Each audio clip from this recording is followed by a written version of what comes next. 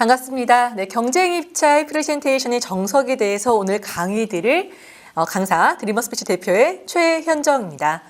네, 정말 많은 분들께서 경쟁 입찰 어떻게 하면 잘할 수 있냐라고 저에게 많이 여쭤보시거든요. 그 방법을 제가 알려드릴 건데요. 아무래도 오늘은 첫 시간이니까 제 소개를 먼저 하고 넘어가야겠죠. 네, 저는 드리머스피치 커뮤니케이션의 대표로 있으면서 주요 기업에서 전문 프레젠터, 수석 프레젠터 역할을 하며 경쟁 입찰 PT 한 몇백 건 했던 것 같아요. 네, 그렇게 실제 입찰을 뛰면서 경험해 봤던 것들을 좀 오늘 공유해 드리기 위해서 나왔고요. 또한 떨지 않고 할 말 다 하는 법이라고 해서 제가 실제로 했던 경쟁 입찰 PT에 대해서 이렇게 좀 책을 낸 적도 있었습니다. 다양한 경력들이 있다 정도의 화면으로 알아봐 주시면 될 것 같고요. 그 밖에 저의 책들은 이렇게 나왔습니다. 네, 경쟁 입찰 프레젠테이션과 일반 프레젠테이션, 그 차이점은 뭘까요? 네, 우리가 아는 일반적인 프레젠테이션은 대학교 때 조별 발표를 하면서 너가 PT해, 너가 PT해 그런 PT도 프레젠테이션이 될 수 있고요. 또한 기업에서 회사를 다니시면서 보고하는 프레젠테이션도 일반적인 프레젠테이션이 될 수 있겠죠. 또한 스타트업 대표님들께서 투자 유치를 하는 그런 프레젠테이션도 있을 수 있고요. 그런데 경쟁 입찰 프레젠테이션은요, 조금 살벌합니다. 2등은 없어요. 무조건 1등만이 살아남고요. 2등은 꼴등과 똑같습니다. 이 하나의 사업을 가지고 여러 가지 업체들이 우리가 이 사업권 따고 싶어요라고 이제 입찰에 참여하는 이런 성격인데, 물론 이 입찰 참여를 통해서 1등한 기업만 우선 협상 대상자가 되는 거고요. 그 이하의 기업들은 그냥 그 노력 여하와 상관없이 우선 떨어지게 된다는 거죠. 그리고 입찰에 달린 금액들도 어떻게 보면 1,000원, 1,000만 원대부터 정말 몇 조까지 굉장히 금액들이 천차만별로 걸려 있습니다. 그래서 다른 기업들이 사활을 걸고 이 입찰을 따려고 노력을 하는 거고요. 이 경쟁 입찰 프레젠테이션 하나를 만들기 위해서는요, 정말 다양한 과정들을 거쳐서 와야 합니다. 진짜 저 같은 경우에도요, 정말 제가 PT를 하나 하려면 사전 영업 단계부터 가야 돼요. 그래서 고객사에 가서 어떤 점이 불편하셨어요? 저희가 조금 해결해 드릴게요. 입찰 띄우시죠. 이런 영업 단계를 거치고요. 그 다음에 이제 고객사에서 입찰 공고를 내는 거죠. 그 이후에 고객사에서 RFP라는 제안 요청서를 내게 됩니다. 그러면 그 제안 요청서를 보고 우리도 여기에 좀 참여할 수 있을 것 같은데 라는 생각이 들면요, 고객사가 개최하는 현장 설명회에 가서 고객사가 어떠한 니즈를 가지고 있는지 공개적으로 물어볼 수 있고 또 현장을 바라볼 수 있는 그런 시간을 가지게 되겠습니다. 그 이후에 이제 기업들에서 각자의 제안서를 쓰고요. 그 다음에 PT를 하게 되는 일련의 프로세스들을 거치게 되는 거죠. 그 다음에 1등한 기업은요, 우선 협상 대상자로 선정이 돼서 그 사업권을 수주할 수 있게 되는 겁니다. 입찰 같은 경우에도 조금 성격이 다양하게 있습니다. 공개 입찰, 지명 입찰, 수의 계약 등이 있는데요. 먼저 공개 입찰, 지명 입찰, 이 수의 계약. 현재 같은 경우에는 수의 계약이 많이 사라지고 없어지는 추세예요. 그 다음에 지명 입찰, 공개 입찰인데, 공개 입찰은 우리가 입찰 띄웠으니까 참여하고 싶은 사람들 다 참여해 라는 거고요. 지명 입찰은 우리가 입찰을 띄웠는데 이 기업 정도가 참여하면 좋겠는데 적당한 역량을 가지고 있는 것 같아. 그러면 이렇게 기업들을 참여하게 하자라고 지명 입찰을 띄우는 거고요. 수의 계약은 너 마음에 든다. 너 우리랑 계약하자. 라고 이렇게 선택을 해서, 기업을 선택을 해서 계약을 맺는 것을 수의 계약이라고 합니다.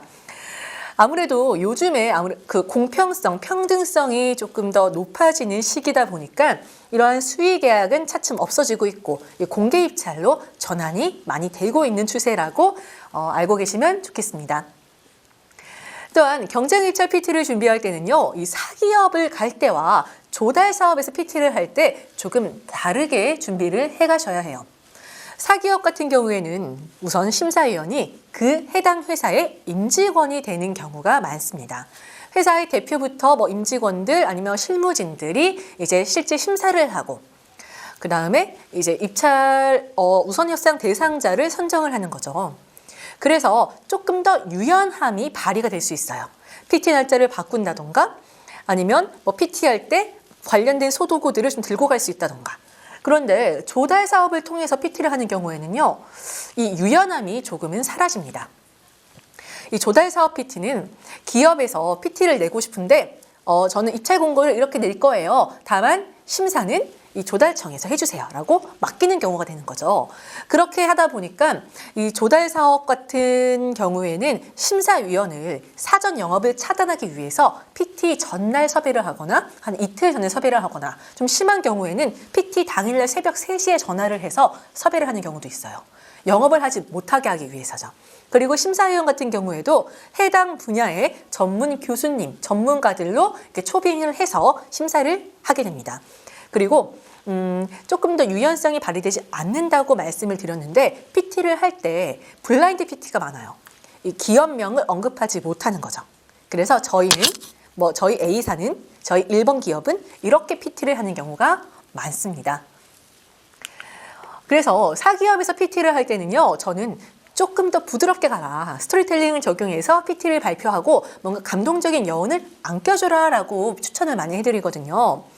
사기업에서는요, 제안서를 제출한 이후에 저희가 발표본을 따로 제출해도 괜찮을까요? 라고 물어보면요, 보통은 오케이라고 말씀을 하시거든요. 그래서 제안서의 흐름대로 딱딱하게 발표를 하는 것보다는 청중이 잘 듣기 쉽도록, 이해하기 쉽도록 발표본을 새롭게 만들어 가서 정말 스토리텔링이 들어간 흐름대로 발표를 해서 모두가 넋이 나가게끔, 그래서 수주를 하게끔 하는 것이 가장 좋습니다. 조달 사업의 PT는 제안서로 PT를 하라고 요청이 들어오는 경우가 많아요. 그런데 우리가 알다시피 제안서는 흐름이 딱딱하죠. 목차가 있습니다. 회사 소개, 제안의 이해, 연출 계획, 세부 서비스 계획, 그런 식으로 제안서를 작성을 하기 때문에 이럴 때에는 실제로 제안서로 PT를 한다고 감안을 하고 그 제안서 내에 컨셉 페이지를 넣거나 간지 페이지를 넣거나 차별화 전략 페이지를 넣어서 전체를 묶어주고 또 풀어주는 그런 슬라이드를 몇 장 삽입해 가시는 것을 추천드립니다. 지금 이 화면을 보시면요, 우리가 RFP에 나와 있는 가격 배점표를 보실 수가 있으신데요. 이 첫 번째 거는 정량적인 부분의 그런 심사평가 배점표예요.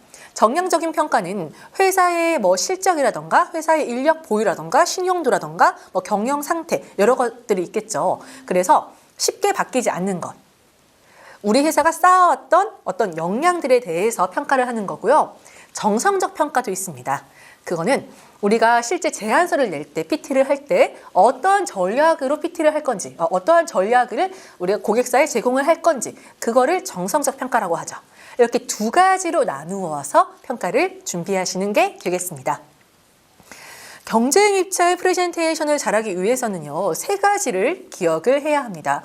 먼저 입찰 참여를 진지하게 고민을 해보셔야 한다는 것인데요. 이게 어떤 말이냐면요, 모든 입찰에 다 참여할 수는 없다는 거죠. 저도 실제로 기업에서 전문 프레젠터로 활동을 할 때 하루에 6개의 입찰에 간 적이 있었거든요. 정말 2시간 단위로 계속 갔어요. 1시간 단위로 간 적도 있고요. 그러다 보니까 이제 운에 맡기게 되는 거예요. 나는 할 만큼 했다. 이제 운 좋으면 되고 아니면 안 되겠지. 그 입찰 하나만을 보고 그 하나만 집중하지 않고 그냥 내가 들어갈 수 있는 거 다 들어갔으니까 6개 들어갔으니까 그중에 한두 개는 되지 않겠어? 그런 마음으로 들어간다는 거죠. 결국에 그렇게 들어가게 되면요, 고객사에게 신뢰도가 하락이 될 수 있습니다. 그래서 저는 정말 들어갈 만한 입찰에 좀 진지하게 고민해보고 참여를 하라고 말씀을 드리고 싶어요.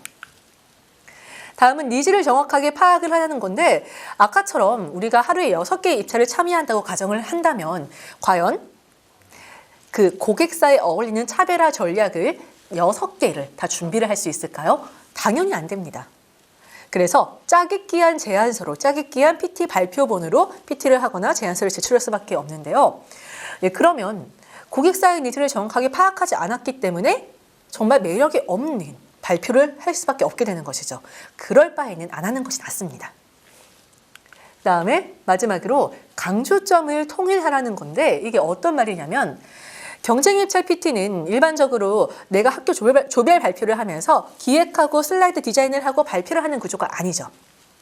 사전 영업하는 영업팀원이 따로 있고요. 전략을 짜는 기획팀이 따로 있고요. 그 다음에 슬라이드 디자인을 만드는 디자인팀이 따로 있고요. 발표를 하는 발표자가 따로 있어요.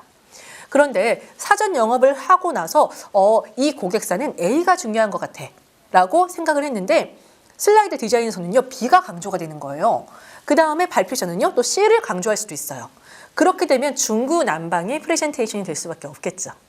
그래서 항상 제안서를 작성하기 전에 모든 팀원들을 함께 모아서 아이디어 회의를 하면서 서로의 정보를 공유하는 시간을 꼭 가져야 합니다. 경쟁입찰 PT, 이렇게 세 가지 말고도 이 경쟁입찰 PT를 준비할 때 흔히들 많이 하시는 실수가 있어요. 물론 저도 지금까지도 하고 있는 실수 중에 하나인데요. 다시 또 학교 조별 발표 이야기로 돌아가 볼게요. 우리가 PT를 할 때 언제까지 PT 슬라이드를 만들까요? 보통 언제까지 만드셨나요? 제가 제 대학교 때 과거를 좀 돌이켜 보면요. 저는 발표를 하는 아침까지 만들었던 것 같아요. 그러면 과연 그 PPT를 가지고 우리가 발표를 잘할 수 있을까요? 못하겠죠. 발표자가 이해를 못하고 발표를 하는데 어떻게 잘할 수 있겠나요? 그냥 슬라이드를 보고 따따따따 읽는 것밖에 안 될 거예요. 그래서 준비 시간을 충분하게 가져야 한다는 것을 정말 강조드리고 싶습니다. 제가 또 기업에서 그때 PT를 했을 때 경험을 또 말씀을 드리면요. PT가 다음날 오전 10시에 있는데 저한테 밤 10시에, 그 전날 밤 10시에 발표본이 온 적이 있어요. 그러면서 이런 말을 하는 거예요. 현정 씨는 전문가니까, 아나운서 출신이니까 연습하지 마. 잘하잖아. 저는 그 말이 너무 싫었거든요. 연습을 안 하는데 어떻게 잘할 수가 있나요? 저는 절대 못해요. 그래서 그때는 부끄러우니까 알겠어요. 저는 연습 안 해도 잘하니까요. 라고 이야기를 하고 새벽 4시인가 5시까지 잠도 안 자고 연습을 했던 거예요. 근데 그럼에도 불구하고 그 다음날 했던 PT가 아주 성공적이지는 않았습니다. 모든 사람은요. 연습 시간이 필요해요. 저도 하루 정도는 연습 시간이 필요하고요. 발표에 익숙하지 않으신 분들도요. 정말 한 5일 내지 일주일 정도는 연습 시간을 가져야 매력적인 발표를 할 수 있다는 것을 강조드리면서 지금 이 주제는 여기서 마무리하겠습니다. 다음 주제 더욱더 재미있게 준비를 했으니까요. 다음 시간에 또 뵙겠습니다. 수고하셨습니다.